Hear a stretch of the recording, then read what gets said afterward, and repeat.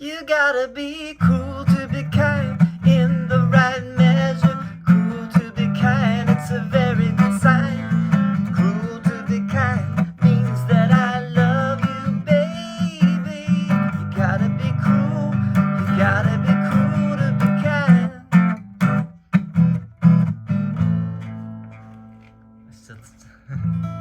Just a little piece of that song, a brilliant song, one of my favorite songs actually, by Nick Lowe, who was the main songwriter, and Ian Gaume was the other writer of this song, and it was Nick Lowe's. I think they recorded it with their band Rockpile, and it came out in '79. Actually, it was recorded a year earlier, in '78, and they re-recorded it, and the re-recorded version is the one that hit it big. It reached number 12 actually in 1979 in the U.S., and that's where I heard it. I grew up in the Philadelphia area, and I remember listening to and loving that song from very early. I was only 9 years old. I had no idea what it was about.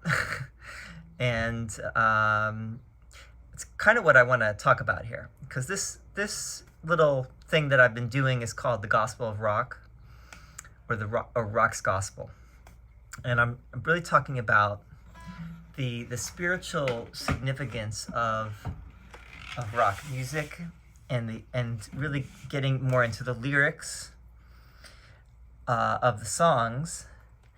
And I want to say that something we all know is that when we're young and we hear songs, there's kind of an evolution that happens with our understanding of music and our understanding of what songs mean, and over time, if we are paying attention, we will note that we understand songs better. We understand language, of course, better as we get older. We just understand the world better. We understand how the mind works. We understand psychology and sociology and all these other things that go into what makes a song work, and it makes it something memorable. And you have to ask, why did this song? This was Nick Lowe's claim to fame. He's called a one-hit wonder. Unfortunately, I mean, he's a brilliant songwriter. This is a brilliant song. This is like, to me, this is like, when it comes to songwriting, this is about as good as it gets. So why did this song? What about this song makes it makes it what it is? We could analyze that. If obviously it's a 3-minute 31-second song, that first of all, Nick Lowe didn't think this was going to be much of anything. Originally it was a B-side, and then he was actually convinced to re-record it, and no one really cared too much for the song originally. And the song is actually based on another song. I believe it's called "The Love I Lost." I'm going by Wikipedia.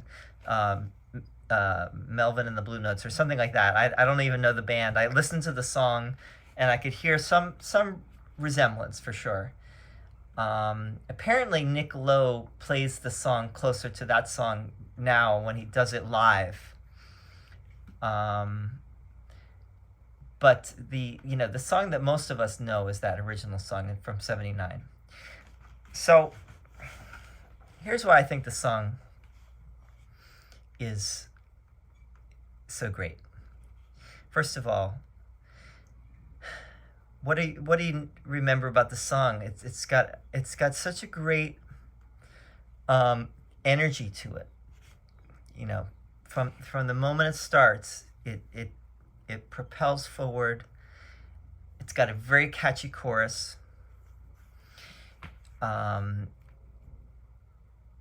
it's sung very, very beautifully, very, very, you know, it's a catchy tune. You know, let's just say what it is. You know, and it's, to me though, the greatness of it is the message and the lyrics, which you don't get when you're young. You know, like when you hear the song and you hear the chorus, you got to be cruel to be kind.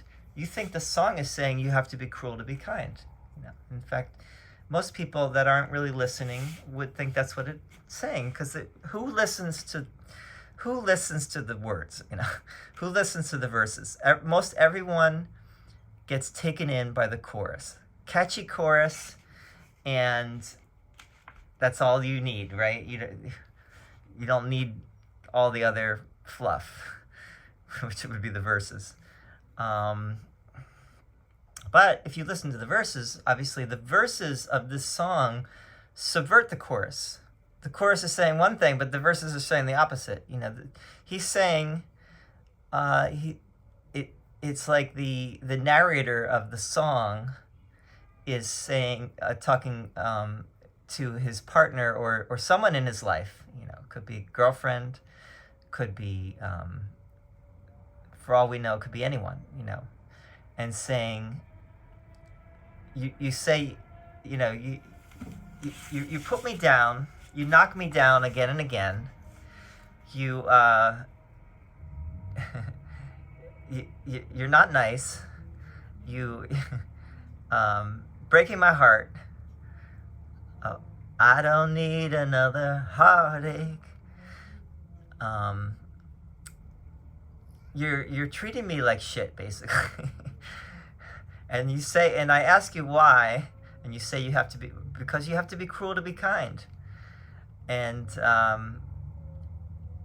basically, you know, the underlying message there is, no, you don't have to be cruel to be kind. You don't have to put other people down on any level in order for love to flourish. That is a misunderstanding of what love is. Because if you have to put someone down or be cruel in any way, you don't really understand what love is, and you're not being loving. You might think you are.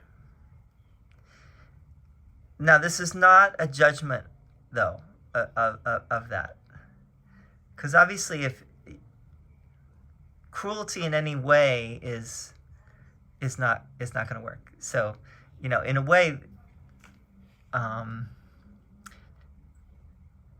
the reason why the song works is because it's not necessarily about anyone. It's a message for the ages, right? And it's just putting it out there. And with those with ears to hear will hear.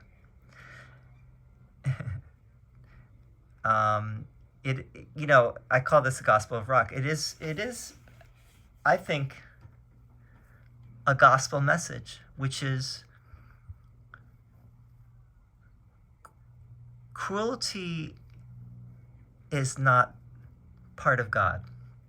God is not cruel. And whatever suffering there is our own doing. We are the agents and the creators of our own suffering. God is not responsible for that. Except in the sense that we are God ourselves.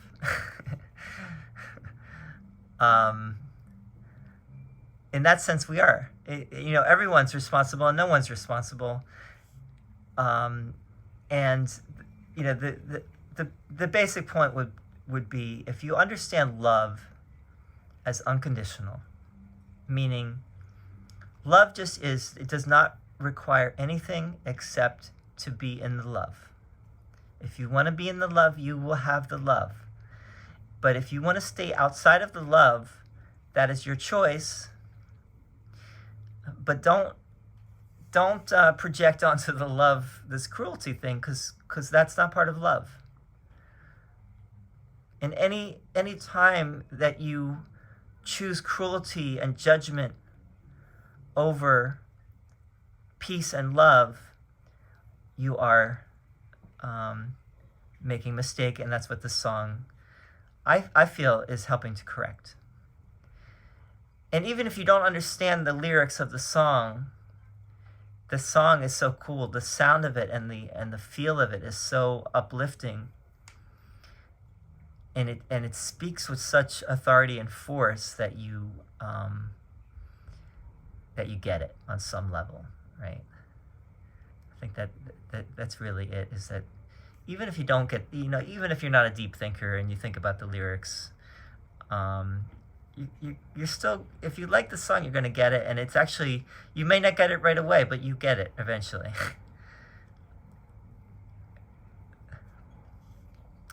There's a teleology, there's a, love is going to find you. You're going to find love, and it will find you. And it's, as Rumi said, what you're seeking is seeking you. So truth will out, love will out, as Shakespeare said. We will, it will reveal itself in good time. So let the good times roll. Anyway, what else is there to say about this song? I'm not sure what else I want to say, except just to pay tribute to a great song.